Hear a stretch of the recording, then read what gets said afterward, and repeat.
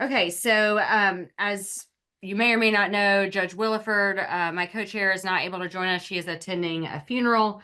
I don't know any more details than that, so we'll just say that our thoughts are with her, and you know, either way, loss is rotten. So it's falling to me. I've got the agenda in front of me. I'm going to do my best to be respectful of everybody's time and sort of power through. Thank you, Dr. Venor, for joining us. It's nice to see you. It's been a little while, but we appreciate having you here. Obviously, we just can't get enough of you, and are just pulling you back, even when you think you're done with us, or at least think you're going to get a longer break from us. So thank you for your time, and of course for your expertise as always. Let's see. So, commission staff, I don't know who's going to take it away on the rules, but you want to remind us for the sake of the minutes and the record, the rules for our meetings. Hello, everyone. I'm Lazaro Quintanilla, and I'm the program coordinator for the Georgia Child Support Commission. I will briefly discuss a few rules to help us navigate the meeting today via Zoom. The statute review subcommittee members and staff are designated as panelists within Zoom and can speak at any time during this meeting. All other participants are designated as attendees and are muted during the meeting, but may type a message in the Zoom chat feature if needed. The Child Support Commission does not hear public comment during any of its subcommittee meetings. Accordingly, we will not be accepting public comments today. However, you may leave a written comment for the Commission at any time through the Commission's website. For your convenience, I will put the web address in the Zoom chat momentarily. Also, anyone wishing to give public comment by speaking may do so at any full Child Support Commission meeting, the next of which will be on March 21st, 2025. In conclusion of today's meeting, staff will post the recording of on our YouTube channel, the Georgia Child Support Commission. I will place the YouTube channel in the chat for everyone. Thank you. Thank you, Lazaro, and welcome. I don't think we've met, but it's nice to see you, and welcome to the team. Thank you. I appreciate it. Sure. All right. So hopefully all of our voting members have a copy of the minutes from our December 2nd, 2024 meeting. Not that it was particularly extensive, but we're at quorum now, right? I heard that before I went to the restroom, right? Yes. So so does anyone have any corrections or proposed amendments to the minutes? Okay, can I get a motion to approve the minutes? Motion to approve. Thank you. I think I see Christina seconding that motion. Thank you. All right. All in favor? Okay, anyone opposed? Okay, we will show the minutes from our December 2nd, 2024 meeting as having passed. All right, moving on to the business of this subcommittee. First subpart we have on the agenda is a possible recommendation to the Child Support Commission to amend OCGA 19615.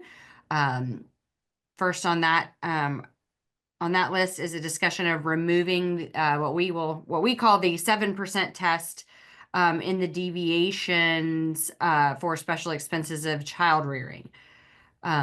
You all will recall that this issue was discussed at our last meeting on December 2nd, but it was the consensus of the subcommittee that it would be helpful to have Dr. Venor's insight on this topic, and that we might pose questions to her on that issue.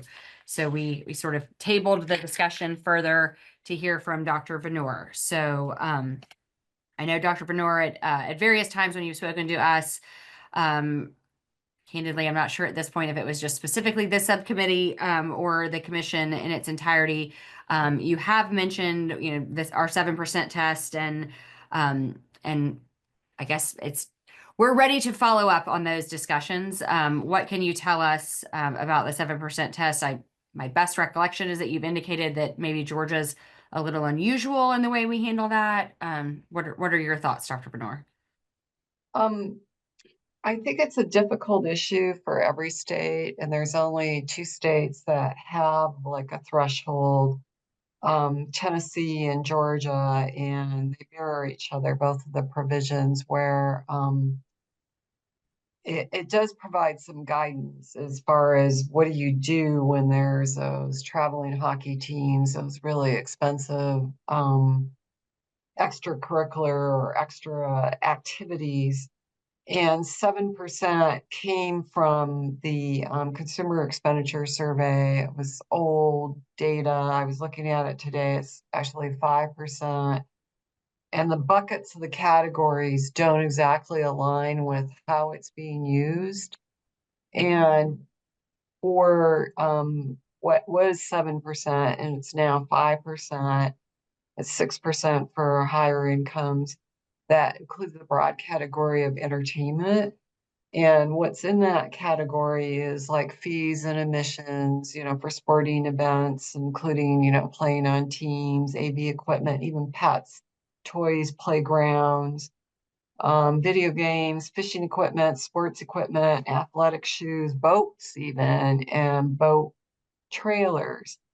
And what makes it difficult is I'm still trying to, there's several states where this has come up where they want to do this better. Illinois and Pennsylvania are cases in point. They don't have that 7% or a 5%. Pennsylvania actually talked about adopting that.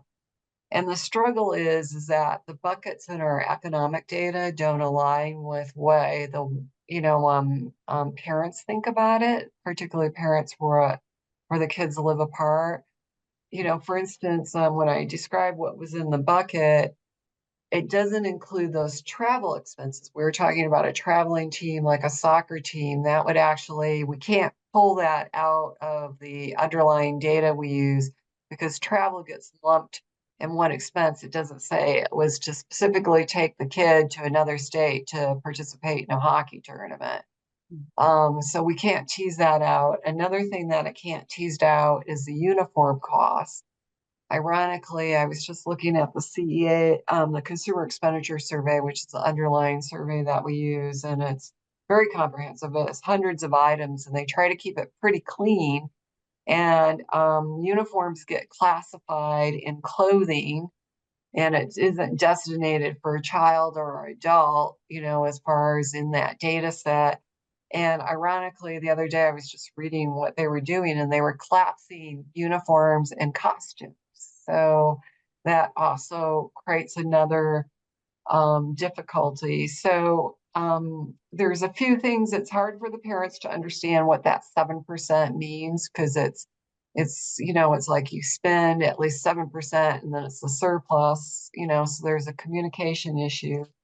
It's out of date, and it just, the buckets don't align. And I wish I knew of a clear solution, but I don't. And I hope to before I retire, just several years down the road. But it's one of those things that needs to be done. So that's my intro, and please feel free to ask questions. Okay, so I will open the floor to questions from the subcommittee members. If you want to just unmute yourself and indicate your question. Yes. So, Dr. Bernard, thank you so much for being here again. So you're saying that the 7% was based on a consumer expenditure survey that has a classification of what is included. And you're saying that the travel expenses and uniforms was not part of that. No, and we Okay. can't get to it. It was the general category entertainment. Okay, I gotcha. Is there a way we could get a copy of that, the old survey, and take a look at it? I'll send you the link. It's very, Okay. it's hundreds of items and it's kind of hard to read. I'll send you the survey, and I don't know if I have the original. I can find it, but I do have the breakdown for the most recent study. I could send you that too. Okay, that would be great. And you said it was old, so the original was based on from what year was that, to your knowledge?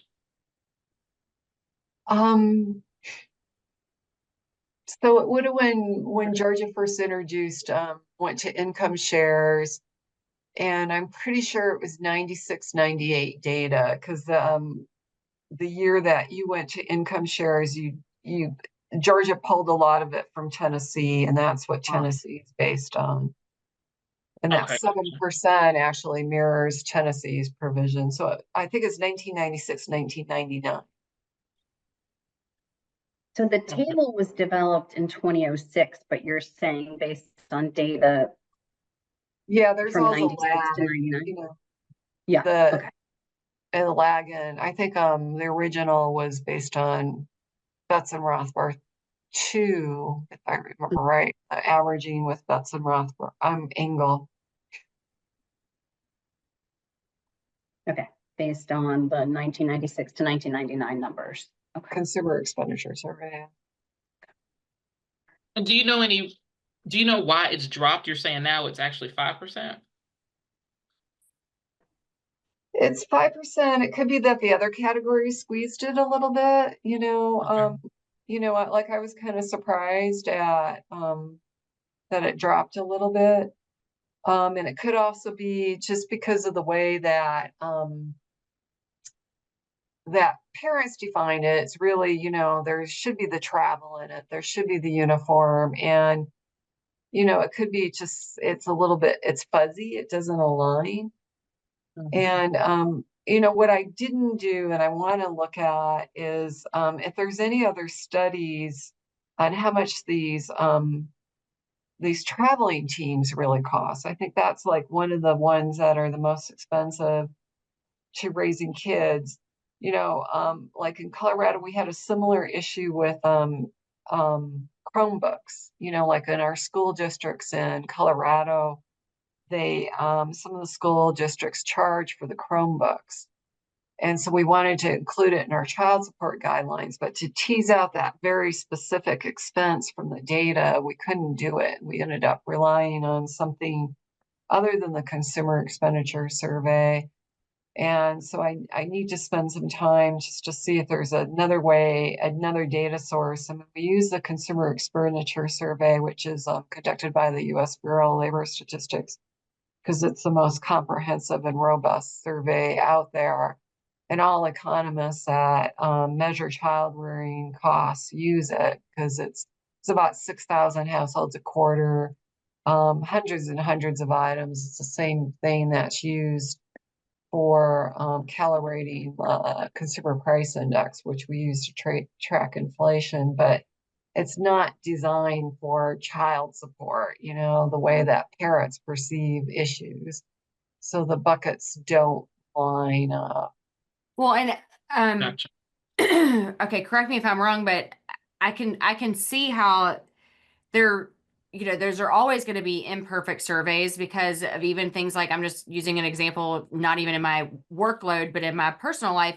I have a 8th grader and a 5th grader. So I've been, and my 5th grader is in the Atlanta public school system and has been since kindergarten. And my 8th grader was in the Atlanta public school system from kindergarten through 5th grade. So I've been part of an Atlanta public school parent since my now 14-year-old started kindergarten, whenever that was. I don't remember which year it was. And in that time, I've had to pay for lunch. I've had years where it's been completely free. I've had to pay for lunch. I've had years where it's been subsidized. So depending on when you sent me that survey, I would have very real and accurate in the moment, but different responses because it's been all about what's been available through the school system. I mean, through government subsidies, but it's changed, significantly for, sometimes you have to qualify, sometimes you don't, sometimes it's subsidized, but then we literally have had years where it was completely paid for, so much so that I received EBT cards in the mail for my children when we were home with COVID because they were entitled to free lunch. And I was like, wait a minute, why are you sending me EBT cards? I felt like I was like stealing from the church coffers kind of thing. And it was like, you don't understand that it's free. We're required to hand them out. So, I don't know. So the underlying economic data is always going to be subject to some flaw in Imperfection. the analysis, imperfections. Thank you. That's a good way to say it, depending on what's happening in the moment, including through local governments and local and state governments.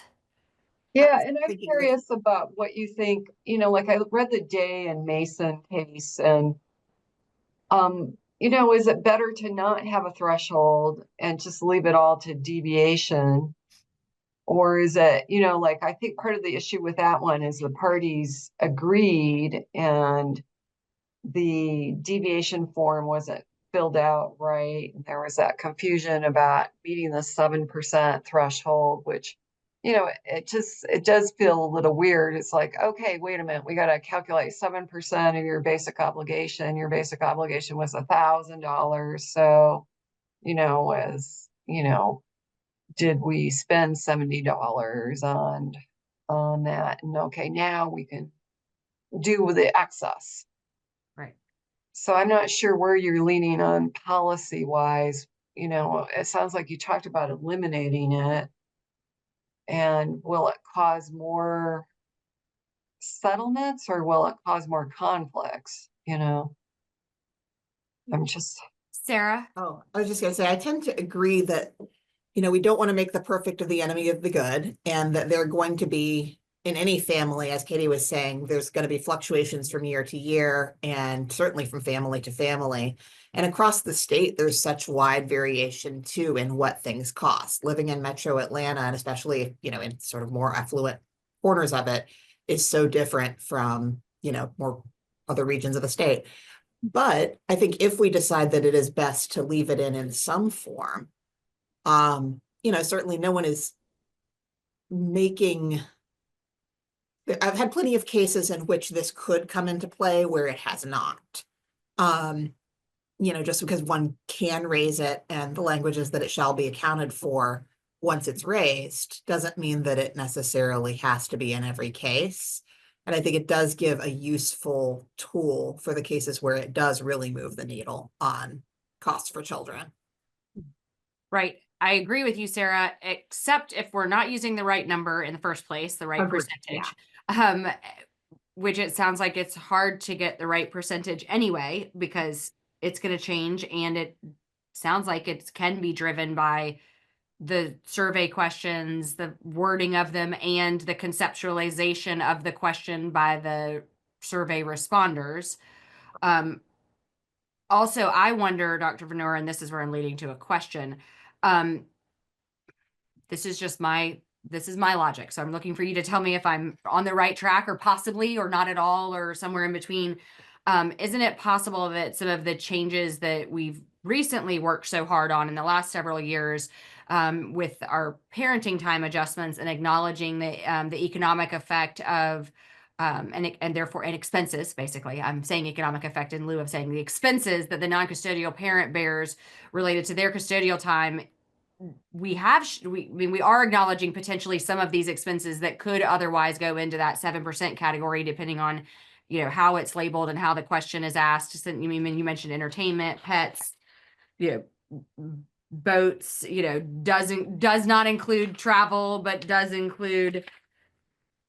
Yeah. Anyway, isn't it possible we've already captured some of this for the paying parent by making some of our by doing our parenting time adjustment as an adjustment as opposed to a deviation? Well, that means that the parents are incurring both the expenses in both their households for the child. Right, And which we yeah, historically did not recognize. in Georgia. right. And I think the issue is, and I'm trying to find your statute. I don't have it. I thought I had it downloaded, but I don't have it printed out. I'm just trying to think of how broad the scope is. If it's just limited to, that sort of traveling hockey team, or does it include, because if it was just the traveling sort of sports things, I would want a smaller percentage. But if it It's includes, not, I don't believe, I don't know if anybody has it pulled up, I can pull it up, but it's not limited to something like travel. It's but it does consider like toys and playgrounds, gaming, equipment, not computers, but some of the specific stuff that gamers use, which I wouldn't know. But I'm betting that when it's applied, it's usually for sports. Well, I would agree with you generally, yes, but also band and chess club and chorus and and you know Those are good. I don't know. I mean, sports for sure. I think sports is the majority. I'm not gonna, but Right. but I think we use language like I'm looking for my hard copy of the statute, but I think if we use language like enriching activities or Court, do you have it? Yes, Okay. quantifiable expense variations related to the food, clothing, and hygiene costs of children at different age levels may be a basis for deviation from the presumptive amount of child support. Such expenses include, but are not limited to, summer camps, music or art lessons, travel, school-sponsored extracurricular activities such as band, clubs, and athletics, and other activities intended to enhance the athletic, social, or cultural development of the child. So there you go. Enhance, not enrich. That's the word I was Yes. looking for there. So, but then by the way, that I mean, as happens every time I read any section of our statute, even though I feel like I ought to have the darn thing memorized by now, I forget that the word school sponsored is mentioned in it 3 times. Well, does that make a distinction on how we look at it? I will tell you in practice, it doesn't. When I'm talking about this issue with an opposing counselor before a court, I don't have anybody say, well, hold on. Differentiate for me school sponsored versus not school sponsored. But I do think even in listening to Kurt read that actually makes me feel even sort of stronger about the idea that our parenting time adjustment is going to be capturing some of that, because those expenses are occurring during parenting time often, or related to parenting time decisions.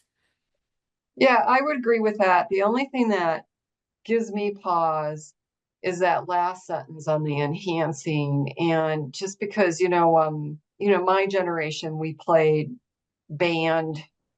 We did it through school sponsored, band and sports. And that's not the norm now. It's like your kid joins something, to participate in those enhancements. And that's a direct expense. So it's not like which parent, if you have an equal custody situation, how are you going to divide it? You still, but and one is, like in Missouri, the parents have to agree to it first, that's the way they're going to do it, that the child's going to engage in that activity, and then they would prorate it.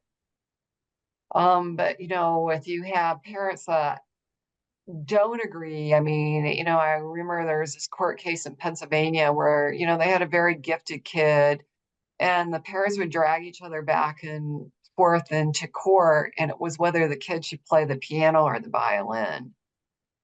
They were fine with the expense, but and I love the judge's response. He said that he was going to put them both in contempt for court if they couldn't. But it's a very slippery, I mean, that's a very comprehensive. Yeah, I'm going to just, yeah, you're right that it's going to partially be dealt with in the time sharing, some of those items, particularly at the beginning of what Kurt read, but the ones that are later, that's the ones that I just kind of go, how are they going to be dealt with if you remove it? Typically, in a parenting plan in Georgia, you're going to have a provision for which parent has final say on extracurricular activities. That's good. So at least in theory, I mean, we've all seen badly drafted parenting plans, but in theory, you're not going to have a parenting plan that leaves it up to the parents to decide whether it's piano or violin. Like, somebody's going to have that final tie-breaking vote after good faith negotiation. It's also, in my experience, really common to have especially consent parenting plans, but I have seen it in court-ordered ones as well, where there's some sort of limitation put on that extracurricular final say, where it's like, mother has final tie-breaking vote over extracurriculars, but father's contribution shall not exceed X number of dollars per month. Right. Or caps. there's a cap or one activity per season, either in the number or the expense. Or I've seen many parenting plans when it's a 50-50 schedule, especially like a 2-2-5-5 where they're switching throughout the week. I've often seen schedules where it's, each parent may enroll the child in activities that meet on their days, and they bear the responsibility and the expense for that, which if the child is at the same house every Monday is totally feasible. So it's rare in a well-crafted parenting plan that you'd have something where it really does come to that point of like, neither parent has authority to decide. But, that doesn't mean it doesn't come up. And No, so that's good. it's That's common. good. Yeah, that's good information. I mean, my first reaction was that you could tie it to the parenting plan that was well written, but then I was like, oh, what about sole custody? Who, you don't want them to get a Cadillac sort of thing going that the other parents has to pay for.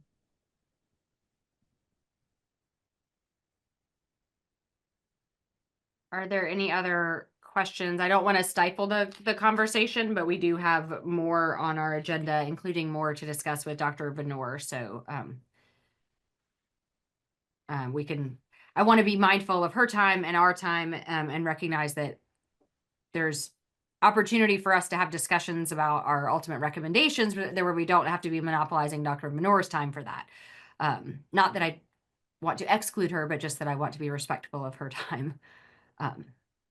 Okay, so let's look at the next related, sort of not really next topic, but next subset of this topic. Our agenda question is, can extraordinary expenses be handled outside of the child support worksheet? Noelle, you've already told us that, it's common for parents to handle extraordinary expenses outside of the worksheet. Certainly any of us who practice in this arena, Christina, Judge Colbert, I mean, we all know this to be a common practice. Noelle, do you want to just give us the reminder of what you told us last time? Yeah, sure. So what I think is interesting is that the statute expressly permits pulling work-related child care out of the possible out the worksheet and handle outside sheet, as we call it. And that's expressly in the statute. I could read it. You can look it up for a second and read it. Because it's variable, it's very variable in nature. You can have somebody who's, in full-time daycare because they're 4. Next year, they're going to be in public school and it'll be virtually nothing. So because of the variable nature, but it's silent. The statute's silent on whether you can expressly do it, but people do it all the time. I have staff attorneys call me all the time because it's a really murky area of the law. And when, but 2 recent appellate cases treated it as a deviation and only really rejected it because of the lack of findings of fact. One was just Day versus Mason simply said, they weren't findings of fact. This is a deviation from the guidelines. We're going to reject it. The other one then went also, Wiggins versus Rogers went on to say there was no findings of fact and they weren't accounting for the 7%. It really got messy. I hate to see the 7% derail an agreement like that because, like Dr. Nora was just saying, it's not even that 7% of the table is for all sorts of things, not just those extracurricular activities. And that would make things ungodly complicated. First, you have to figure out the 7% test, then you divide it either pro rata or 50-50. Folks really like handling the extracurriculars outside of the worksheet, especially because it could go on the whim of a child who one day wants to do horseback riding and the next day doesn't. And then it's locked into the order. That's just difficult for folks to manage on a practical level. I agree, Noelle, and I will piggyback. And I imagine Judge Key remembers that the fact that work-related childcare expressly can be taken out was not how our income shares model was initially drafted. That was actually the act of this subcommittee when Judge Key was chair of it. Don't ask me what year, because that's pre-COVID and therefore all messy in my brain. But I do very distinctly remember being on the committee under Judge Key's leadership of the subcommittee when we made that amendment to the guidelines, because initially it wasn't. It was required to be part of the calculation in every case. And, very quickly after passing the income shares model, we had, bench and bar alike calling and saying, hey, but what about the situations where, even when the kid's not 4, almost 5, even when they're only 2, it still is this inevitable thing that, childcare for 2 full-time working parents, work-related childcare for someone younger than school age is a huge line item in the budget and in the child's, and goes down significantly in the vast majority of cases the minute they are enrolled in kindergarten. And so we had to, we went in and made that change. So, it just seems like this is almost like a natural evolution, maybe albeit slow, although it's not like we haven't been doing other things. Right. And also, Katie, to your point, it's not at that just at that juncture when they go from full-time daycare to, it's when they can start being home alone at all after school. And does the after school care count? It goes when they're in middle school and they don't need any, it goes towards the summer care when there's a big change from when a kid can, I don't know what that age is, 13 or something, start staying alone. There's all of those things. So that variability prompted the commission, as Katie was saying, to expressly explain that it can be pulled out. Dr. Benor, do you, hearing this, I know you've already been talking to us about it, but do you have any additional comments hearing sort of the evolution of the work-related childcare and where we are in these other things? No, I just want to say that other states, how they feel your pain, particularly with the childcare, and most states do include it, though. They treat it more like you treat health insurance. So it doesn't require a deviation. And there are a few states that have provisions like Washington State, like the parent incurring the expense, the child care expense is supposed to notify the party when there's been a change, and there's a penalty if that parent doesn't notify. They can get some back child support for it. And I'm not sure if they use it, but so yeah, there isn't a perfect solution, because a lot of it is about, children changing is what the circumstances change. And I'll stop there. Yeah, and I will, again, this is sort of scratching at the way back memories here, but as I recall, I believe the reason that we, I know we were careful. I recall that we were careful. I know we were always careful. I feel comfortable saying that. But as I recall, we were specifically careful about making the work-related childcare something that could be in or could be out of the worksheets, if you will, because, and maybe Byron can help me on this one, because for child support services cases, when you have income withholding orders and some of those things, having pieces of the child support that are out becomes very difficult, if not impossible, to collect on. So we left it with the option of in or out, essentially for child support services cases, so that the custodial parent recipient of child support in those cases could ensure that they were receiving the full appropriate amounts for the child, even knowing that those expenses might change, in the near future, but not wanting to set them up for collection issues by having to go back and get. So Byron's nodding along. So am I remembering that correctly, Byron? I think so. Like, I remember having that conversation, but it's been a while. It's been a long minute, but I believe the reason we left it It's as hard for us to possible, enforce. right. Sorry. It's right. I remember we could go back and check. I don't think anybody needs to spend that time and energy, but I feel pretty confident saying the reason we left it as an option, as opposed to just a separate thing, was for those child support services cases, so that it could very easily and smoothly be a part of their collection orders and not be something that they were having to chase down separately from the monthly amount, but understanding that other than those cases, that it could be a separate percentage type of situation, more like uninsured healthcare expenses for the child. and leave it up to the parents to address those expenses as they varied over time. Does that sound right, Judge Key? Isn't that? Yes, it does. Yeah, I remember I went through COVID and I'm 75. So my memory is not as good as yours, but that's consistent with my recollection. Okay. Okay, so does anyone else have any comments or questions about I do. So, and the thing that's interesting, just piggybacking on what you just said about what happened with the work-related childcare. So what's interesting is ever since that happened, from the standpoint of, it seems like with that issue, at least from a mediation standpoint, with the cases that I've done, no one is keeping in the worksheet.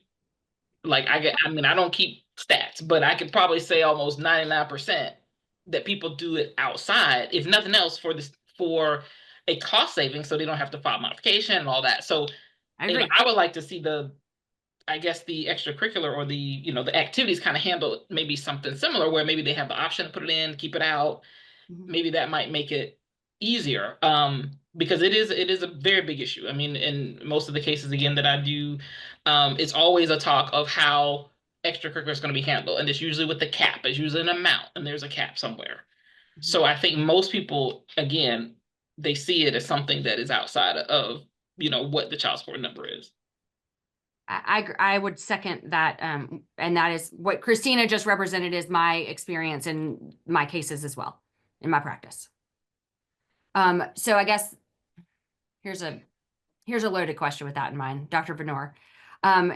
Is there such a thing, and this may take us into another area, I'm not completely sure it's on our agenda today, but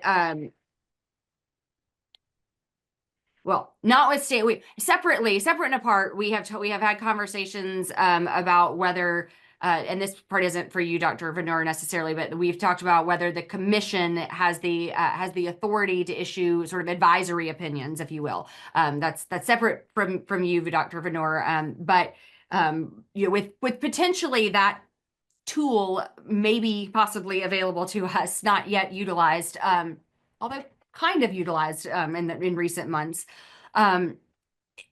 Is there any sort of economic data or feedback, anything that we could use if we were going to, because I agree with Christina that caps become the next question, and Sarah kind of alluded to that as well. If we do pull it out, then the next question is caps or floors or caps really. And then I think I would have the same question about percentages, except I feel like we know the answer to that should be proration, because that's sort of what our entire model is based on. So you tell me if I'm wrong on that, but that I feel pretty solid on that one. But is there anything we could do to provide? Because I'll just interrupt myself and say I find myself routinely fielding questions and about, well, what if we do this for this piece of the worksheet? What if we do this, not just for extraordinary expenses, but other things? And I find myself very frequently saying there is no underlying economic basis for what you're saying. I'm not saying it's not a good idea. I'm not saying you don't have a brilliant strategy. I'm not saying you shouldn't ask for it and argue it to the judge. And, but if you're looking for me to say that there's economic basis, I know of none. For various questions that I get. Is there a way for us to provide guidance without law? I mean, without mandatory? Well, with the childcare, you could recommend that the childcare not exceed the market survey, the medium, well, that's 70%. So for the CCAP program, the childcare assistance program, all states have to do like a market survey every 2 years. So I'm actually less, sorry to interrupt you, I'm less concerned about the childcare because that we usually can present evidence on. Just as the litigator, I can show the court, look, here's, there are 5 daycares within 5 miles of the home. And, I called each one and their tuition and rates are available. Here's evidence of them, judge, consider. Extracurricular activities is a whole different ballgame. As we talk, I kind of wonder if those rates have to be published for some of those traveling teams, but I know that you're talking other things. They are. too. I have done that. I did that recently in a case. I pulled the rates from the local baseball team. There are 3 leagues within X number of miles, and you're right. However, in that same case that I'm referring to, where I recently did that, there's a boy, a baseball player, 7, and a girl, 2.5, who isn't doing anything beyond swimming lessons. And I mean, literally lessons, don't drown yet. So I don't know where to pull for the 2-year-old. Is she going to do competitive cheer, which by the way, these days is as expensive as any sport you would want to find? It's right on up there with horseback riding now. Or are we just worried about rec league basketball at the Methodist church down the street? Because those are very different expense thresholds. And if I Judd? could chime in, I have 3 daughters who are grown now, thank God, but they played tennis, they played basketball with their school and an AAU league.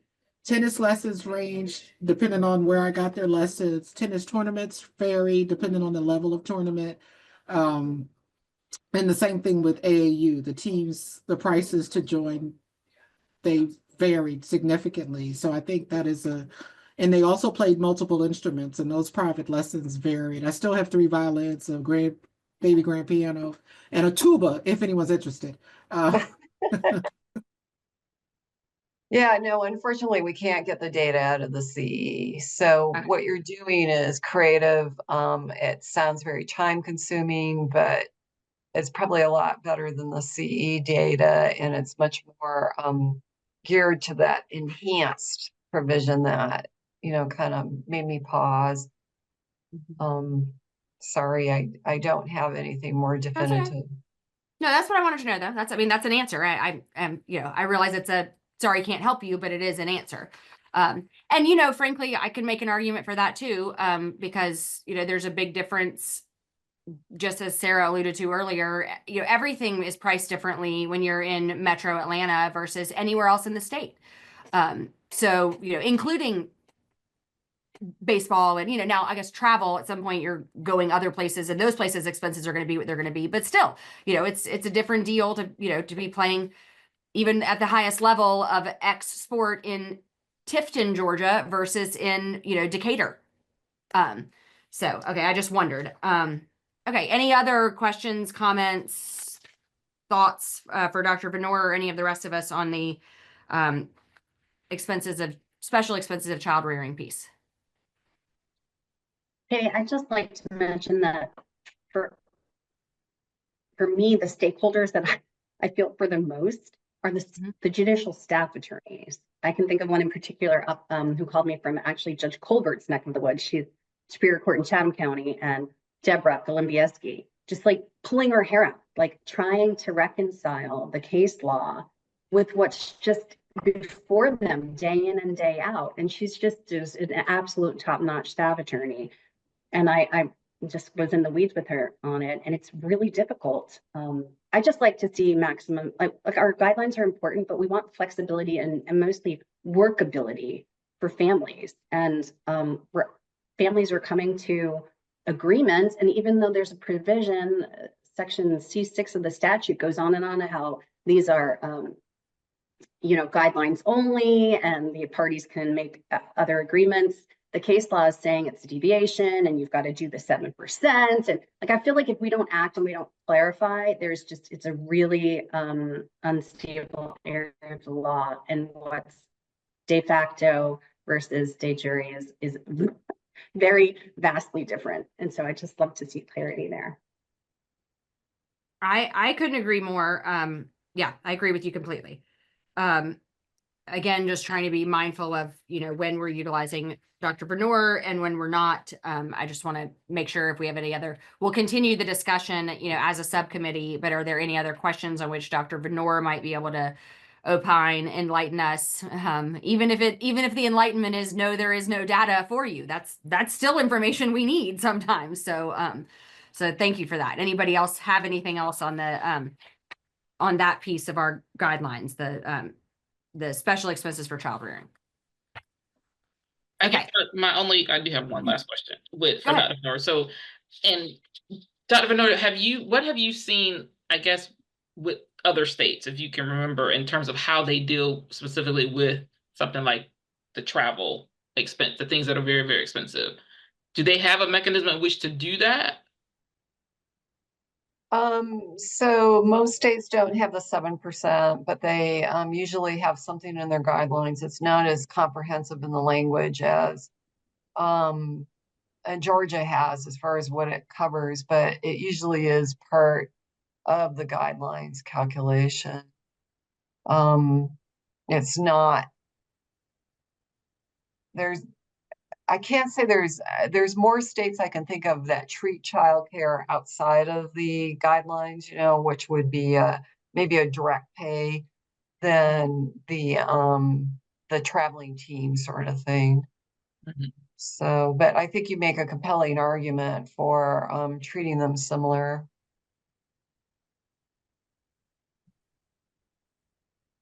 Yeah, and I'll just add, I mean, I think I'm preaching to the choir here, but I'll just, since it hasn't been said, I don't know about y'all, but in my practice, I also see people trying to, you know, depending on which side of the situation they're on, you know, conflate and, you know, summer camps and work-related childcare.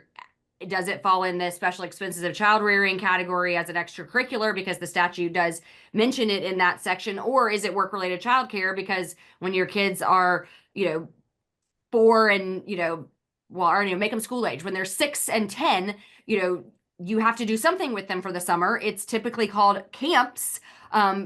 You want it to be fun for them. You want it to be enriching and developmentally, blah, blah, blah, but also it's work-related childcare. But depending on which side of the argument you're on and who enrolled and whose parenting time it was, I've had cases where it's, well, that's not, you know, you can't do that. That's not childcare. That's an extracurricular activity. Yes, I can. It's not an extracurricular activity. It's work-related childcare. Well, now who's paying for it? And how are we paying for it? And does it go against the cap? Because sometimes we've already agreed to a cap, but does that, you know, and it's like, yes, it should go against the cap. It's an extracurricular activity. No, it shouldn't. I just needed something to do with, I needed somewhere to park them Monday through Friday because I have to work the second week in June, you know, and right. I mean, everybody's seen that, Yep. right? Absolutely. I saw it 2 weeks ago, probably, Right. in the case, that very I mean, argument. So. Right. Well, Judge, and this is Judge Colbert, and I lived that life. Luckily, we're still together. But you know, you can put them in the Y, and then they have the enhanced camp, so you can pay extra for swim lessons, soccer camp, right. That's right. Me too. tennis. Been there, done that. So That's right. Yeah, and there's the, you're right, Judge Colbert, because it's the enhanced camp, but it's also the, do you pay the extra fee to be able to drop them off before 9:30 in the morning? If you're 2 working parents, you're darn right you do, because who can be, you know, in the carpool line pulling out at 9:30 if you're lucky, which means you're not getting to your office until 10. You know, who gets to do that for the entire months of June and July? You know, I mean, I'll tell you, I don't know many judges that would let me roll in after 10 a.m. every single work day of the summer because the camp didn't start until late. Yeah, so we know that's another issue that layers into that extracurricular piece because our statute refers to summer camps Right. as a special expensive child rearing. But we all know for practical purposes, very often, while we want it to be enriching, it is also more importantly work-related childcare. Right. You set some sort of baseline of to what extent it's work-related childcare. And then, you know, as you said, if you're paying for the more enriching version of it, the version with the swim lessons, but then there's also the more expensive version that runs from 8 to 6 instead of 9:30 to 4 or whatever. And yeah, Right. a lot of variables.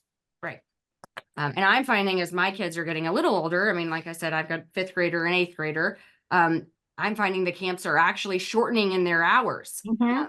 You know, there are less options for the, you know, 8:30 or 9 a.m. until, you know, 5 or 6 p.m. I'm getting more of the options that are starting in the 9 o'clock hour or later and getting out 3 o'clock hour or before.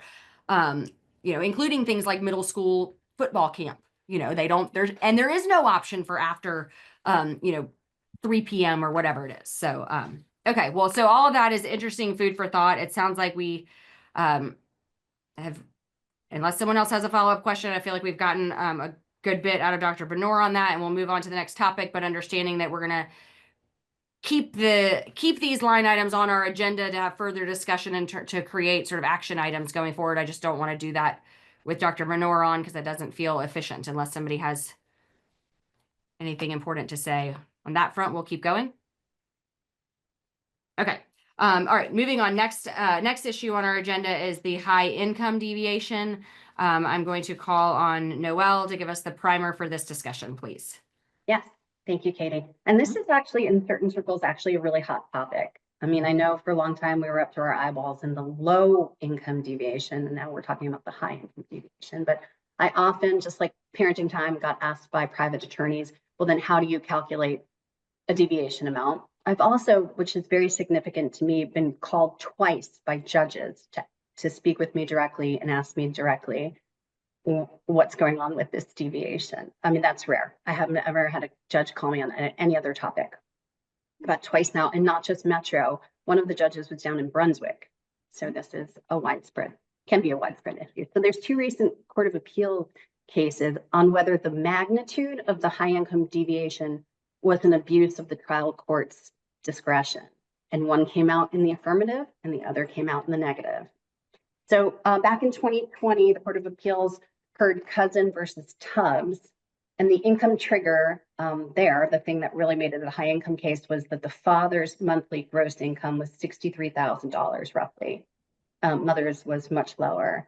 So they were under the old table at that time, which maxed out the y-axis at $30,000. And so that meant that at that combined income level, the BCSO amount was $2236 for one child. It's clear from the income disparity that the father must have been carrying most of that BCSO amount because his presumptive amount of child support was $2,087.05. The ordered deviation amount was $9,352, bringing the total ordered monthly child support to $11,439 a month.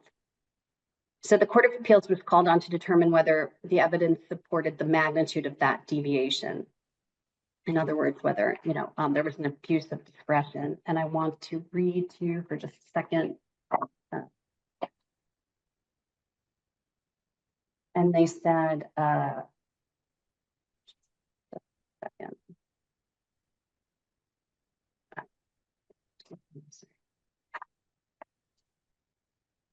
so it said, in the absence of any mathematical formula.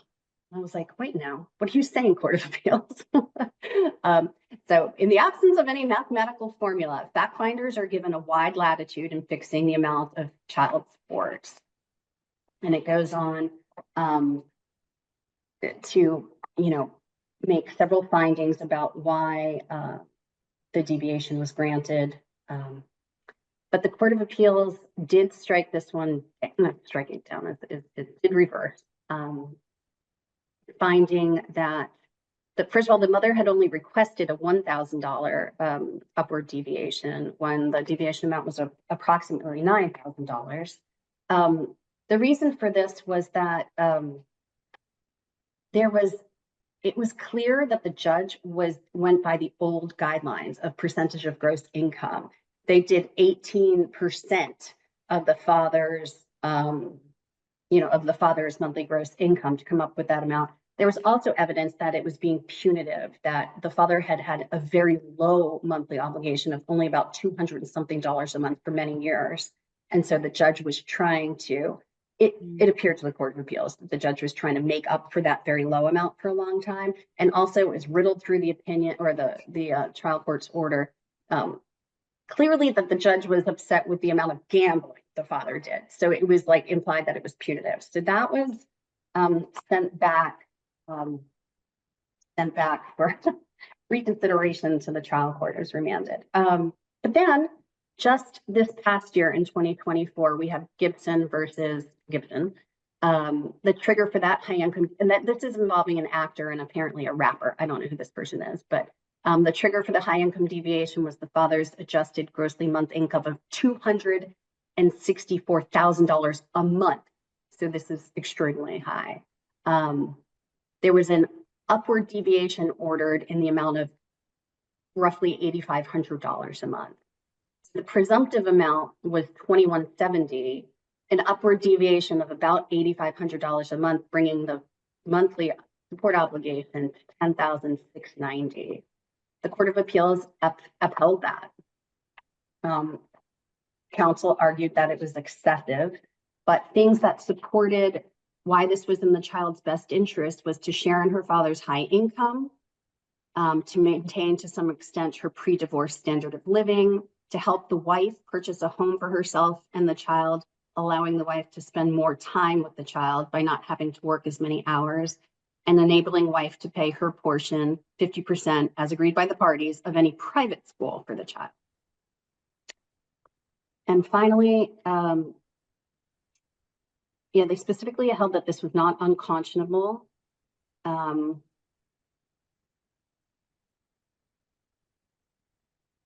It would allow the wife to have the ability to buy a stable housing closer to Atlanta, cut back on her work hours, and pay her share of the private school. Those were the main. So they found that it was not an abuse of discretion, although similarly very, very high deviation amount. Okay, I think that's all I have on that. Noelle, what was the case again for that? What was the site on that case again? Sure. Gibson. Gibson versus Gibson is 373 Georgia App 805, and that's just from November of 2024. This is like I hot. think that's the R&B singer Tyrese Gibson's case. Yes, Yeah, it yes. is. Oh, Tyrese okay. Gibson, after our. Yeah, I'm embarrassed to say I didn't recognize the name, but yes, I Beautiful think voice, by the way. And that's the one that's sort of an uneventful opinion, because it just basically says that the trial court, checked the boxes.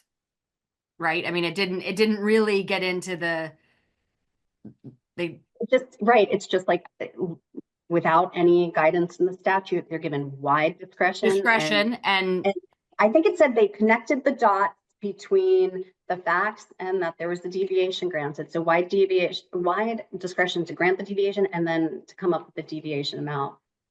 What was really interesting at the bitter end, the Court of Appeals did mention that apparently it's just interesting, shall we say, that the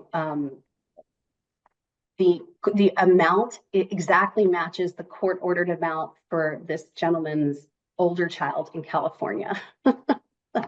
So it seems just very coincidental. Well, as a someone in their 19th year of family law practice, I will say, we've seen that kind of thing before. We know that kind of thing to be true. Back just a few years ago, when alimony was taxable to the recipient spouse and tax deductible at a federal level by the paying spouse, we knew we had to actually work around the recapture rule that the IRS had, because they didn't want people disguising child support as alimony, and making alimony sort of consistent with the term of the minority of the child and have it be, something other than what it is. So, to link it to something quietly, wink, wink, label it something else is really not unheard of in our world, right? In the law and anything else. So before I open it up to questions for Dr. Vernor on this issue, I want to just share real quick. Do I have the ability to share screen, Noelle? I think you do. Hold on. Okay. So I want to at the bottom. Okay, yeah, I just want to make sure I have the ability. So I want to share with y'all. I got the attached documents where Noelle says people ask her about this one. I too get asked about this one a lot, the high income piece. Recently I received, let's see, send request. It let me send a request to share. I'm not sure who's admin of this Zoom, but Kurt or Noelle. Well, that should be you. Oh, yeah. Lazaro. Okay. Yeah. Okay. All right. Should I try again? Maybe. Let's see. There we go. Okay. So, here we go. So I'm going to show you what I received. I redacted this hopefully correctly. Are y'all seeing my screen here? Yes. Yeah. Okay. So I received this in a case from a temporary hearing. So this lawyer took now keep in mind, look at the date here. This was before our July 1st adjustment, July 1st, 2024 adjustment to the BCSO table. But this lawyer created this chart, combined income. Obviously we got our BCSO amount. And then the increase in child support per $1,000 in income. Okay, and of course, line 11, you know, we know at the time our child support BCSO table stopped.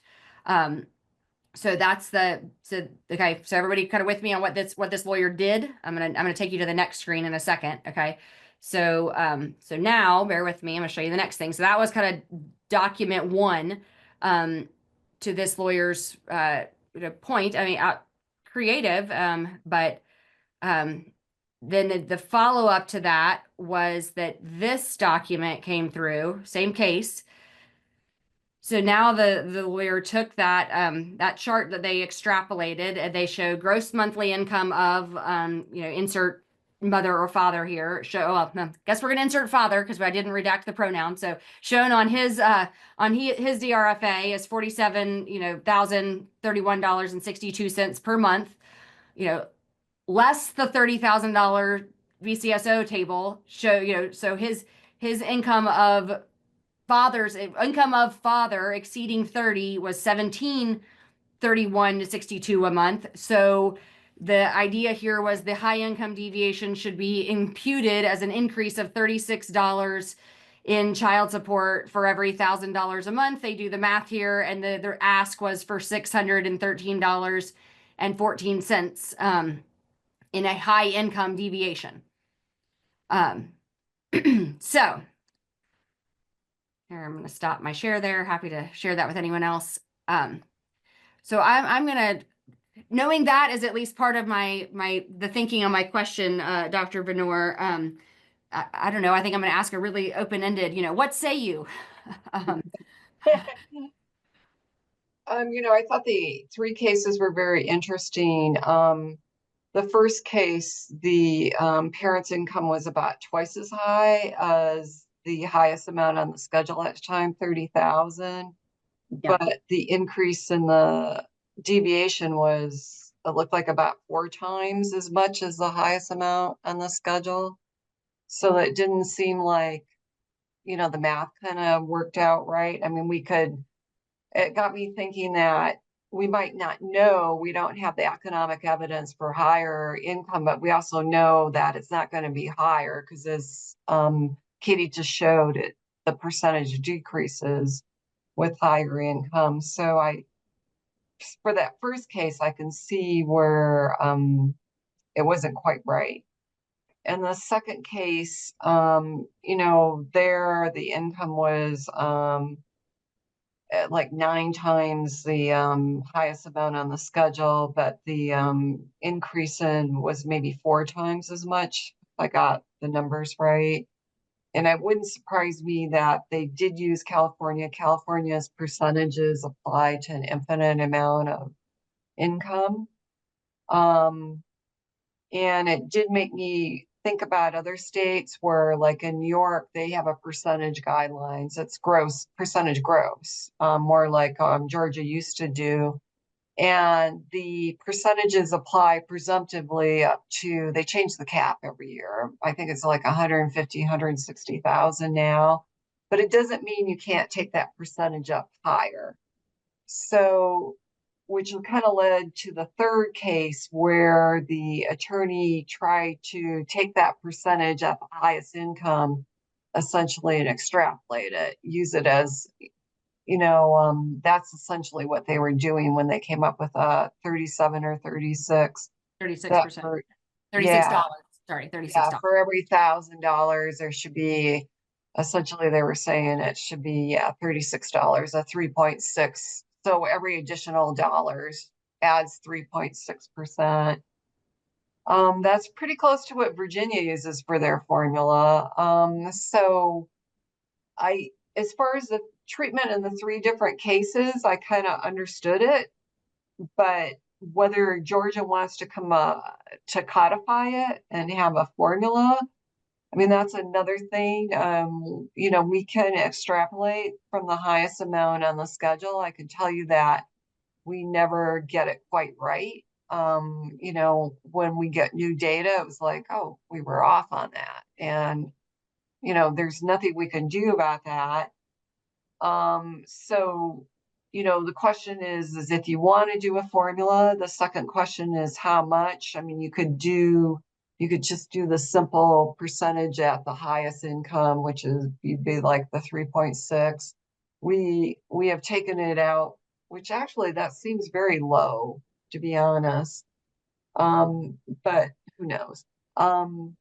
Or we can do it mathematically. You know, if you look at Virginia, they use, I don't know what it is. It's something like 4% for the first 30,000, above 30,000, and then it goes down to like 3% or 2% for the next 50,000.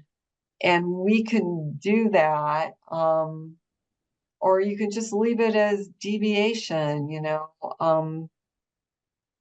You know, there's lots of choices. I mean, it's just, you know, do you feel like you're getting a lot of these cases, these high income cases where you need to have a formula? Do you think it's eating a lot of court time? Will it help parents reach a settlement? I mean, So I would like to chime in to start with, and then I'll open the floor. A couple things. First of all, as we are, Dr. Venor, you may or may not have heard us say this at the last time you joined us, but we are in the phase, given the most recent changes, the parenting time adjustment and the low income adjustment, you know, having gone through the legislature, but we're building out the calculator, so it's not in full force and effect, meaning it's not mandatory yet, you know, but we're in what at least Noelle and Kurt and I have called our education campaign stage of this. And so we're on the circuit. I feel like I now must know what it was like to be a circuit riding, lawyer or judge or something. Cause I head to Augusta in a couple of days to talk on child support. I'm here, I'm there. I've got judges from all over the state, emailing, calling, texting, and I'm happy to do it. I enjoy answering questions. This is my pro bono work to the bench and bar.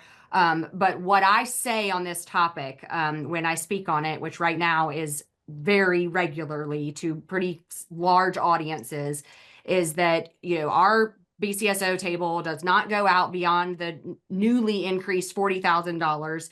And that, anything beyond that, no matter how clever and justified, including the charts I just showed y'all, is an educated guess, and, maybe it does have some sound theory behind it, but that's all it is. And then I usually, pardon me, I don't mean to offend anyone, but I'll just share how I say it. Some of you have heard me say it. I usually say something like, child support in our economic theory is not linear. You can't put a ruler on the middle of our BCSO table and go like that to get the numbers.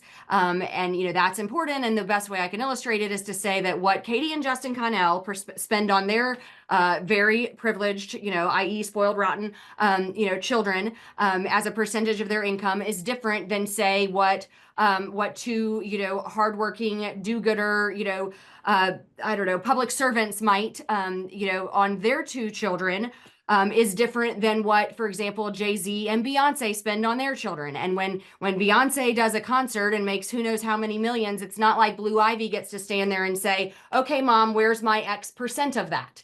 And because, first of all, that's not how the world works. That's not how child rearing works. But also, it's not going to be a percentage. The percentage that Blue Ivy gets isn't going to be the same percentage that the Connell children get, that the do-gooder, more modest means parents get.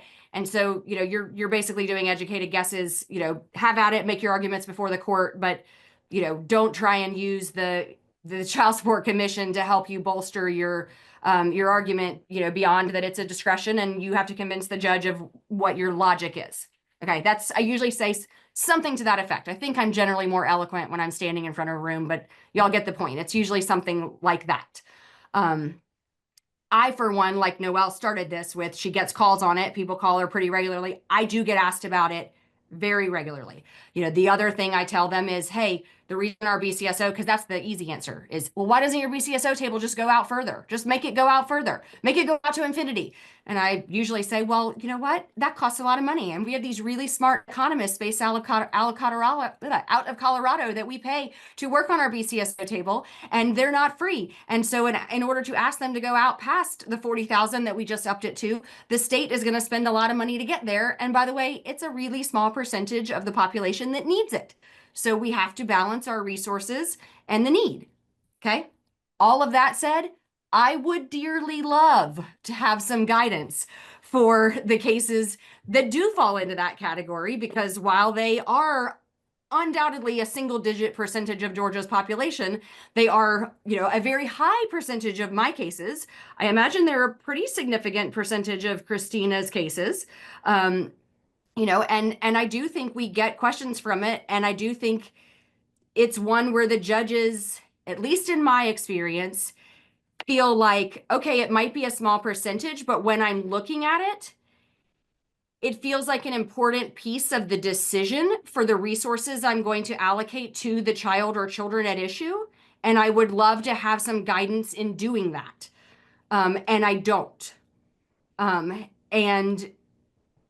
I think, I think it would be helpful. I also will add that I think that given that the parenting time adjustment that we know is about to be a mandatory piece of the calculation, even though we are fixing our own wrong, and for all the reasons that I'm preaching to the choir here, it should have been done before, and it shouldn't feel like we're taking something away, because really we are fixing the thing that shouldn't have been done this way in the first place. I think the bench and bar have received it in a lot of ways as oh my gosh, you're decreasing the child support numbers when I'm running these calculations and using the parenting time adjustment.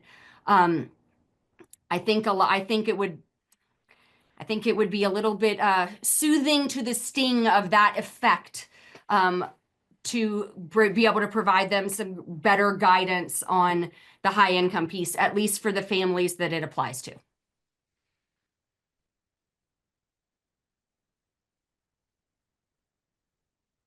Okay, now I can't tell if I'm muted or, okay, all right. Who has other questions and comments on that? What are our thoughts? What are our options? I mean, I would agree. I would like to have more guidance above that level. I'm just not exactly sure what it should look like.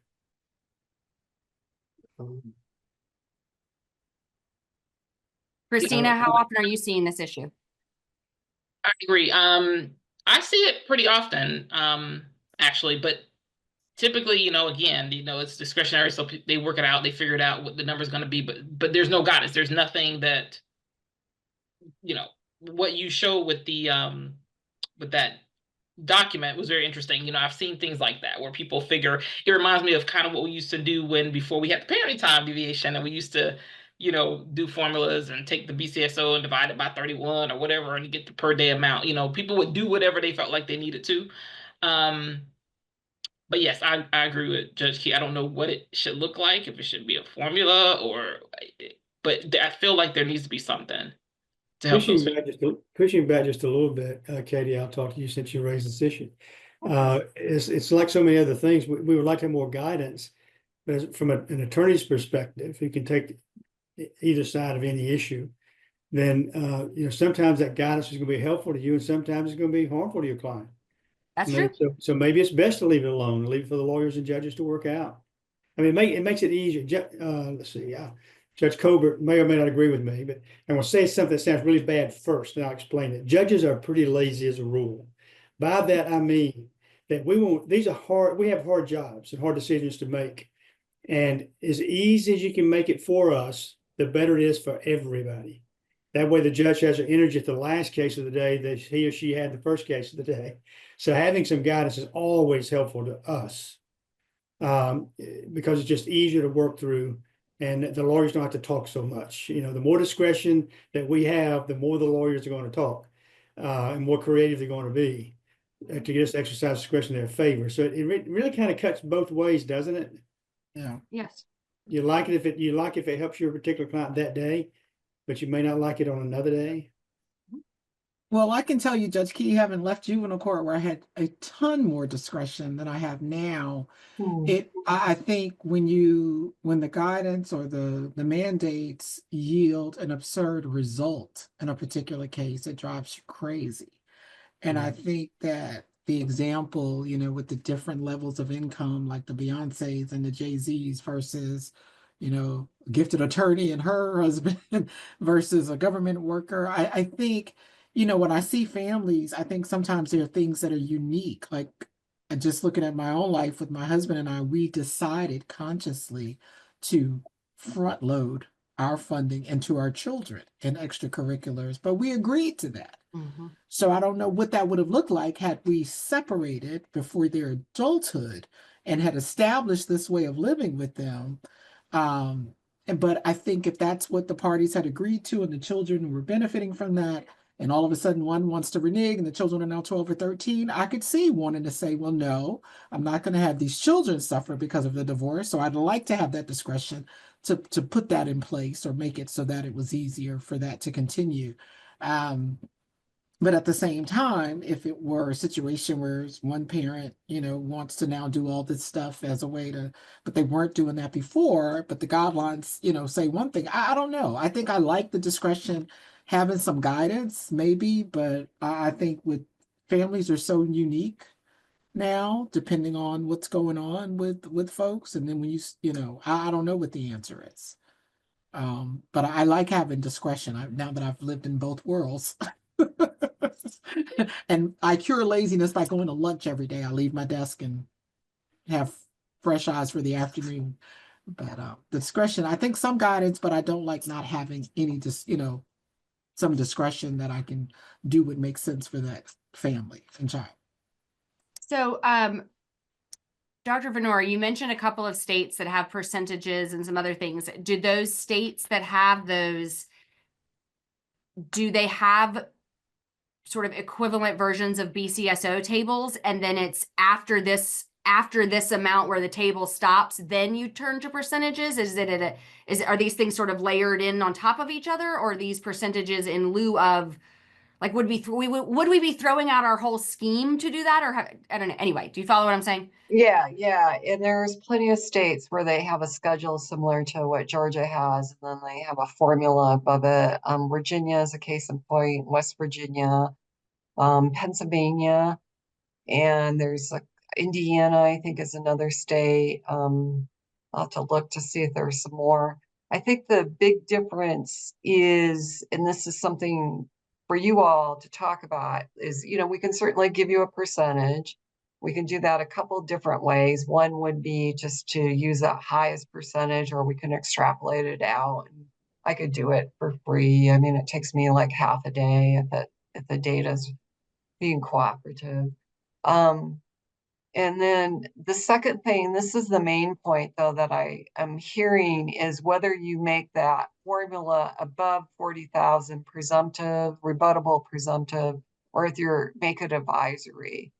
And I think it's Pennsylvania that makes it advisory. It's like they just even state that we recognize that, that the data is only valid until 40,000, or whatever equivalent is, and then so this is an advisory formula for above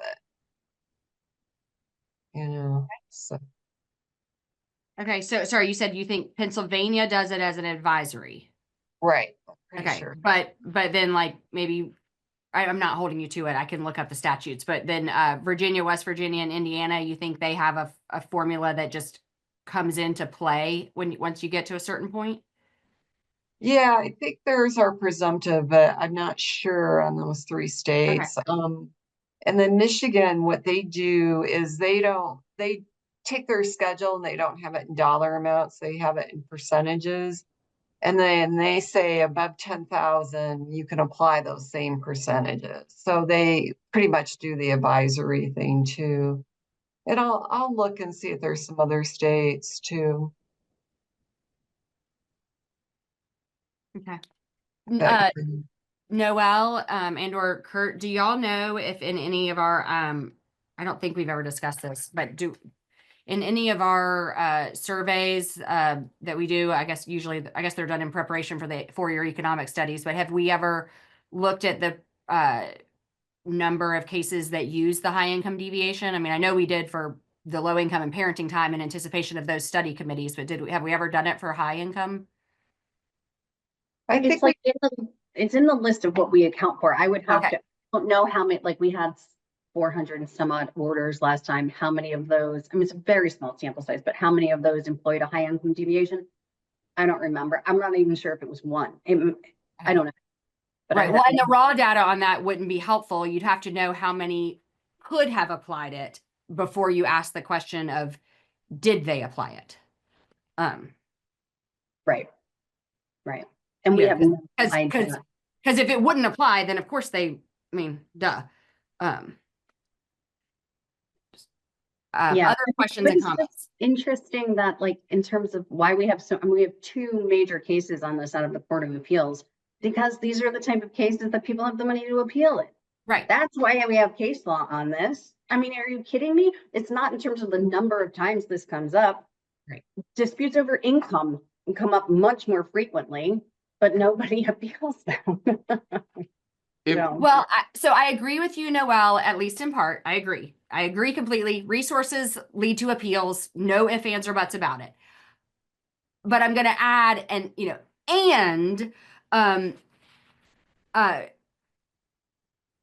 the way our statute is written, income, the judge's determination of income doesn't have to have the same findings of fact that the deviation section does. The income piece, which I agree with you, is definitely more litigated and is also sort of more insulated from appellate success than anything on Schedule E. Right, for sure. So you're just less likely to have an error that would result in a different outcome at the appellate level than at the trial court level. And you need resources to pursue the appeal. So I'm just going to say I think it's both. And also just the magnitude of the difference between the presumptive amount and the final child support amount is staggering. I'm sorry. I mean, the deviation amount far, far, far exceeds the presumptive amount. And so I think judges are grappling with, how are we doing? Like we take so seriously making sure that our guidelines are economically sound. And then just like parenting time, there's just like, this is wide open for folks. And in that void, they have to do something. So they come up with what they think is the right thing. But yeah, I think I'm echoing what everybody's saying. Like, we wish we had some better guidance than just make up a deviation amount, because then you get these very interesting cases. Well, and I think just like we learned with the parenting time and with the low income, you also end up with a lack of consistency in its application, which, it is not desirable. Even if to Judge Key's point, sometimes you like it because on a given day you're on this side of the issue and sometimes you don't. But on the whole, when we put our blinders on and we're not thinking about it because of with a particular case or a particular agenda in mind, some semblance of consistency in our guidelines is desirable, right? I mean, we've talked repeatedly about how that's a justification for the 2024 legislative changes. Was consistency and predictability, and that's a desirable quality in our guidelines. And having some guidance also helps the lawyers advise their clients. Oh, undoubtedly. In this area where this just completely wide open and totally the judge's discretion, it's hard to advise your clients on what to do.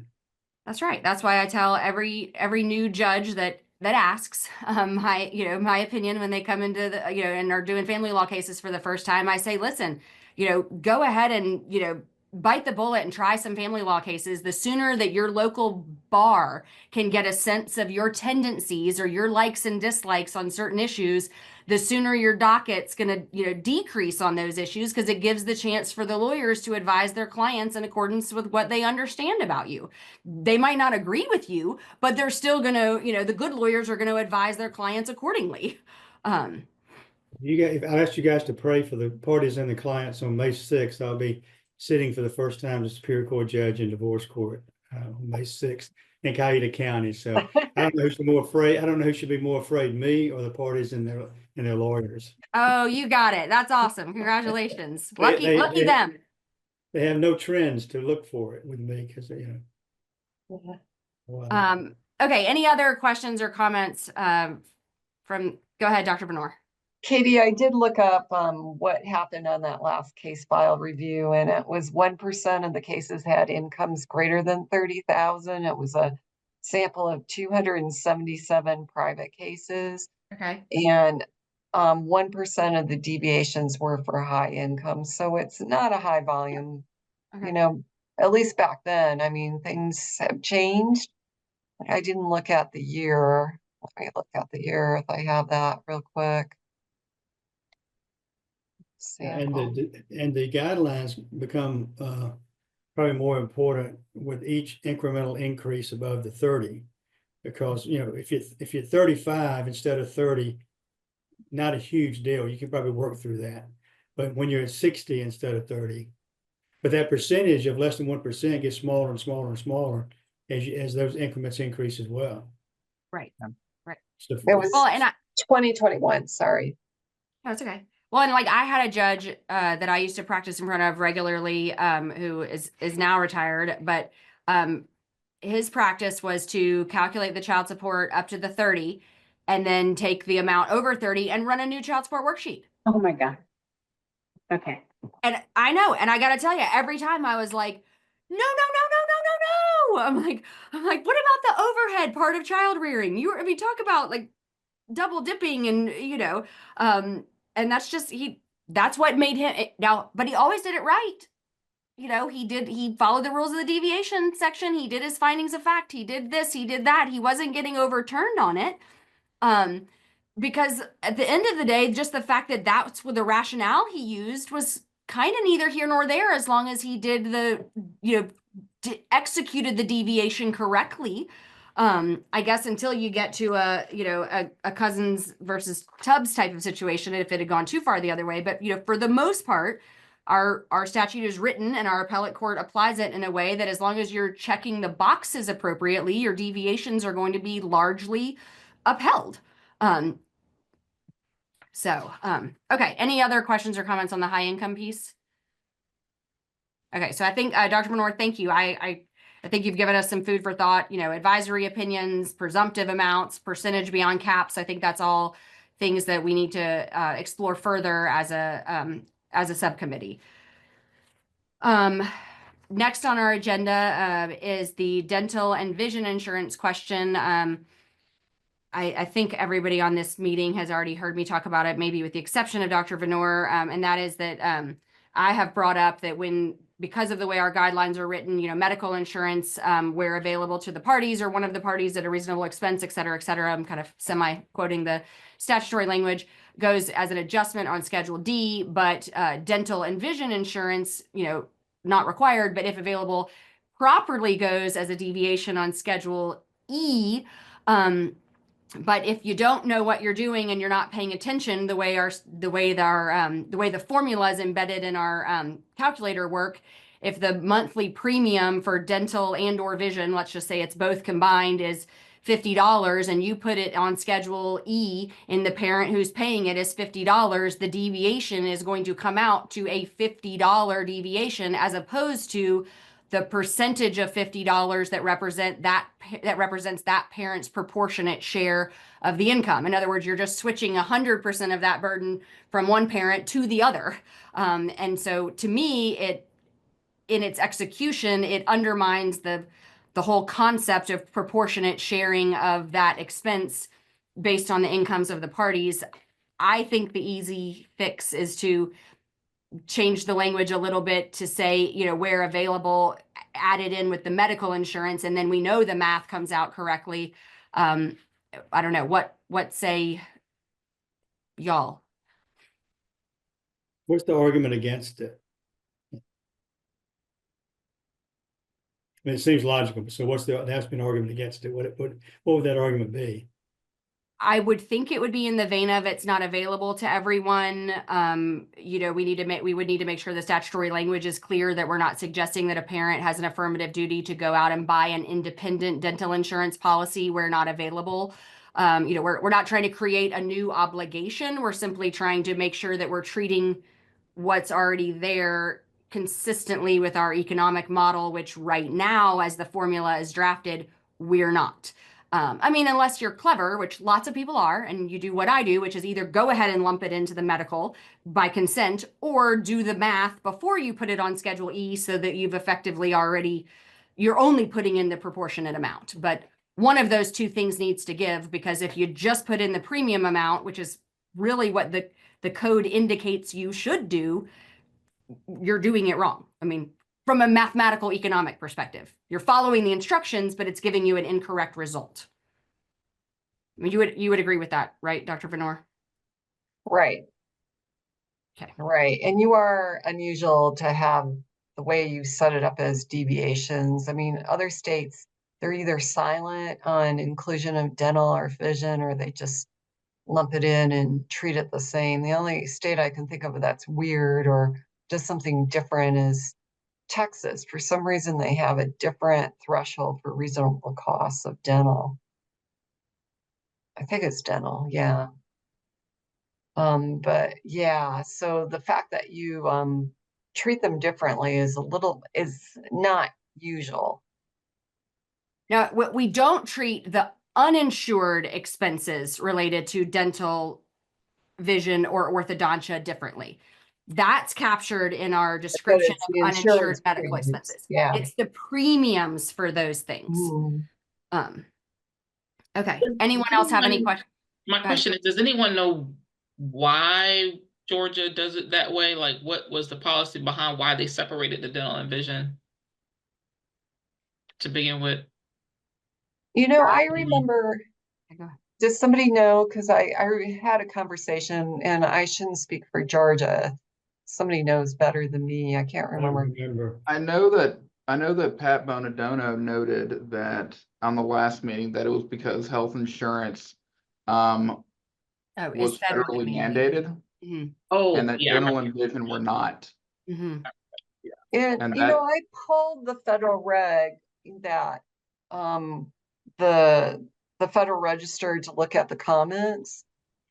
And there was a question about whether dental and vision, and they just said state discretion, you know, that, and they implied that it would be good to consider it, you know, when you're considering what health plans are available for the child. Of course, you know, getting something more comprehensive and including vision and dental is good. And also, but they, as far as like requiring that coverage to include dental and vision, the Fed sided on leave it to state discretion to figure it out. So, because if that was really the reason why we had it separated, but other states don't have it separated, it would mean that they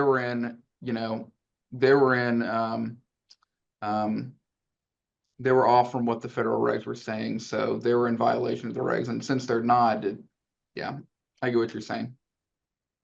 Also, we could have just interpreted that federal regulation, you know, to be, you know, sort of a prohibition as opposed to a minimum, you know what I'm saying? Sure. Like we could have just interpreted it to exclude as opposed to require an inclusion of one, and then, you know what I'm saying?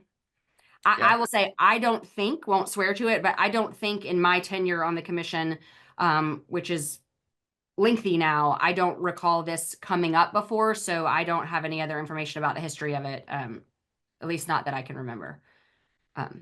Okay. Any other questions or comments on that issue? I'll just say, Katie, I never picked that up all the years I was practicing family law, because I always just put it in with where we agreed to have it by consent. We put it in with medical. So I never knew that fact. So. Yeah, that's what I do in 99.9% of mine, but you know, but every now and then I'll have one come across my desk and I'm like, no, this is all you're doing is shifting 100% of the burden from the parent who's having it pulled out of their paycheck to the parent who's not having it pulled out of their paycheck. Which, you know, irregardless, I hate that word, irrespective of which one is the custodial and which one is the non-custodial. Are you looking for on any of these things today, but that one in particular, does not seem to be, it's not terribly complicated. It's not seem to be a lot of dispute around it. Are you looking for a recommendation from the subcommittee to move forward with that, getting something put together to look at, or do you have a recommendation at all? Do you want this subcommittee to make a recommendation? So I'm trying to be really mindful of everybody's time, but and I'm kind of keeping an eye on the clock, but I'm hoping as we maybe plow through this last issue, we can, since we do have a quorum, and if everybody can just, be patient with us, maybe Okay. do some sort of rapid fire motions. I just wanted to get through with what we need from Dr. Venor first. Right. I might be Go getting ahead. a little bit ambitious here when I'm looking at the clock, but that's my hope. Okay, the next agenda item is the parenting time adjustment. We've already actually alluded to this one a couple of times. The concern is that some judge or judges in Georgia may consider the new parenting time adjustment effective as an adjustment January 1st of 2026. May look at that as something other than a substantial change warranting a modification. And as everyone on this in this meeting knows, child support modifications do require a threshold showing before you kind of have the door open in all cases to start with, even notwithstanding the 2-year requirement, on the other side. And I guess the issue is whether we think that someone is going to find that it is that this change in the law does not warrant a change in the child support, and whether we should address it affirmatively through legislation or see what happens. Too late to address it before January 1st of 2026 anyway, but do we want to tackle it, especially if we're doing other things? I think the general consensus the last time we discussed this is if that was a discrete issue, we did not want to open the can of the worms of our guidelines in general to the legislature, but it may not be a discrete issue. So is there any further discussion on that before we decide what we're going to do with some of these other issues? I have a question about it, and Sure. I don't have an answer. That's why I'm asking the question. If the law goes into effect January 1st, and a bill is passed next year, send a substantial change of condition, that took place after the change of condition took place. Does that make sense? What I'm trying to Yeah, ask? no, that's what I was alluding to. I was saying it may be too Yeah. late for some. Yeah. That said, since then, since we last discussed this, we have Noel and Kurt have looked into a slightly different issue, but relevant for this discussion as to whether we feel like the commission has the authority or the kind of proper mandate to issue advisory opinions. Noel, do you want to update everybody on where we stand on that? Yeah, I think it's fine. I don't have any recollection of the commission ever doing it. I just looked into this for you and I'm blanking on what I said, but I feel you found that we could. Yeah, I was going to say, I remember looking at our statutory powers and being Yes. like, there's more than enough room for us to issue an advisory opinion.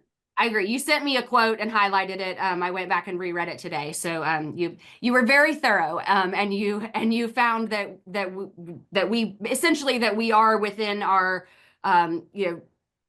dictates, mandates, prerogative to issue advisory opinions. Now, who or what is going to take it seriously, utilize it, consider it, don't know. But having not done it before, you did kind of confirm, at least to Judge Williford and myself, that you think we wouldn't be breaching any rules or overstepping to do that. Got it. Yeah, I was going to say, I'm going to pull up that email I sent to you probably a month or so ago. Sorry about that. No worries. Just because we Okay. can't, if that's the case, doesn't mean we should. Correct. And I think it's a full commission decision to make. Somebody Agreed. might make a recommendation, we consider that. And then if we're going to crack that door, and I'm hesitant to initial impression, I mean, we've talked about this before, so it's not initial impression. If we're going to crack that door, then it should be under very limited circumstances, I would think, that are defined in some way. Yeah, agreed. Dr. Bernard, do you happen to know, I know this is a little bit outside your scope, but do you happen to know off the top of your head what other states do with this type of issue where they make a substantial change to their guidelines? Do they usually have, affirmative language about, if, whether, and how they can bring modifications as a result of the change in policy? I'm just racking my brain to think of states that have made significant changes recently. Illinois, when they went to income shares in 2017, but they went to a 40% threshold. So it doesn't apply that often. I mean, 40% is a pretty high threshold. And then Tennessee did, I want to say it's like a moratorium. They said for the first year you couldn't use the change in the guidelines itself. It wasn't just specific to time sharing as a change in circumstance, but then a year later they opened it up. So it's mixed whether a change in the guidelines is a change in circumstances. You know, I would say it's pretty equally divided, not all specific to time sharing. Right. I mean, know- yeah, Right. parents don't like to review their incomes. You know that. They don't, and they shouldn't. Thank goodness they don't like to do that.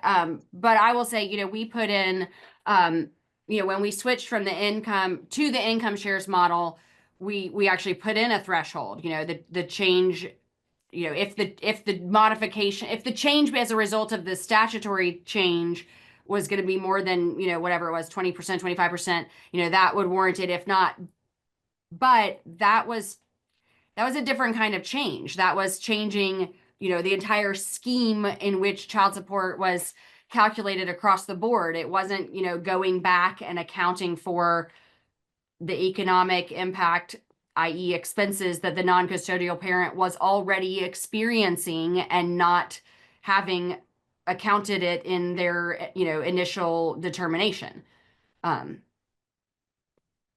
No, Katie, but this is just me speaking, but from my perspective, about as far as I would want to go at this point would be if this subcommittee wanted to request that the commission review the matter, even put together an ad hoc committee to look at it, that under what circumstances we would want to have the authority to issue advisory opinions. That's about as far as I'd want to go right now. What you're talking about, you could have a significant split on the commission if we're voting. Who approves the advisory opinion? The entire commission? And if so, Right. what if we have whatever number we've got, an 8-7 split? I mean, what does that Right. tell anybody anyway? What authority does Right. it have? So I would think doing something like that and maybe having the AG's office working with us on it would be a better course than just outright recommending that we start getting the business of advisory opinions. I don't disagree with you, Judge Key. We were just brainstorming ways to maybe address a topic without going to the step of asking for a change to OCGA 19-615, but I agree with you. I think advisory opinion should be handled very cautiously, and I think there's a reason we haven't explored them before now. Okay, so let's move on from that issue for the moment. New business. Does anyone on the subcommittee have new business they'd like to bring before us? Okay, so just any old business we haven't already addressed? Okay, so I would like to see if we can, in our remaining 10 minutes, maybe make some proposals, if possible, on the, and it's not an any or all, the 7%, slash extraordinary expenses being taken out of the worksheet issue, the high income deviation issue, and the dental and vision insurance premium issue. Judge Key, I feel like maybe you were sort of poised to make a proposal on the dental and vision insurance issue. Yeah, Was I reading that wrong? To me, it makes sense to just roll that in with medical. That would be Yes. my recommendation, or if we need a motion, that would be my motion. Okay. So I don't think anything prohibits me from seconding that, even if I am chairing the meeting. So I I'll will. second it if we need to. Okay. Any further discussion on that proposal? Okay, can we vote that this subcommittee will take to the full commission the proposal that dental and health insurance premiums that we, write an amendment to our child support guidelines such that our, the dental and insurance premiums be treated in the same way as the medical insurance premiums. Obviously, we have to finesse the actual language and get with legislative counsel and drafting and all that, but just as a proposal to go from our subcommittee to the commission, can I see a show of in favor? Okay, thank you. Anyone opposed? Okay, thank you. Anyone abstaining, just for our records? Okay, so that motion carries. All right. Anyone care to make, I'm gonna bounce around here a little bit. Anyone care to make any motion or recommendations related to the what we're calling the 7% test, or the taking extraordinary expenses outside of the child support worksheet piece? As we discussed, we know we have conflicting case law on the issue. So, whether it's from the commission or the legislature organically, I think we're poised to address this issue as a state now anyway, because we have case law that conflicting case law that, despite no change in the statutory language. At this point, are you wanting the subcommittee to make a recommendation to the commission that we proceed forward with drafting, not voting on anything, but just move forward and assign that work back to the subcommittee to do it? Is that what you're asking for? I mean, that's what I'd like to see. That would be the way we would normally do it. The commission would want, number one, the full commission to take a position that we want to look at this more carefully and ask the subcommittee to do additional work and come forward with a proposal. I think that's how we normally do. Okay, Like so thank you, Judge Key. So I'm going to say, yes, that is what I'm asking. And then actually, I'll just, for efficiency's sake, I will piggyback and say, I think we should ask the commission to do the same thing with respect to the high income deviation. Look at it more closely with an eye towards coming up with a more concrete proposal on how to address the high income deviation, be it, a formula, an advisory formula, presumptive formula, but something that could ultimately go into the statute. Any further discussion on that? Okay, so just for the sake of the minutes, and Judge Key, help me make sure I'm saying this correctly. I think that the proposal is or I guess I'll move that we as a subcommittee present to the commission the current status of our discussions on the 7% / extraordinary expenses issue and the high income deviation issue, and ask for a vote from the commission to continue our research on this, potentially with an eye toward proposed amended legislation to address these two deviations and their current wording in our statute and treatment. Okay. I know it's all a little, it's harder than you think to do these words, Christina and Byron. Maybe a second. Okay. Thank you. All right. All in favor of the butchery that I just did with the English language on these two issues? Yes. Okay. I don't know that the chair can make a motion, but if it's all unanimous, then who's going to worry about Robert's Rules of Order, right? So. Okay. All right. That's why I was kind of soliciting the motion, but yes, I kind of took it over. I apologize, everyone. Okay. So, and good news, everyone. We have a full commission meeting, just around the corner. So hopefully we'll be seeing all of your faces here shortly, and we'll take these things to the commission and, report back shortly. Dr. Venor, thank you for joining us today.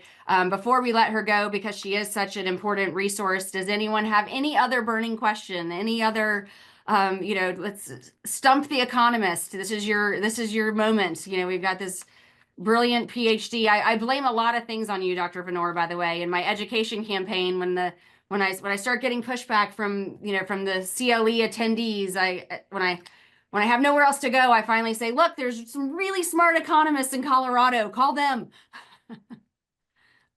Anyone else? Gratitude again.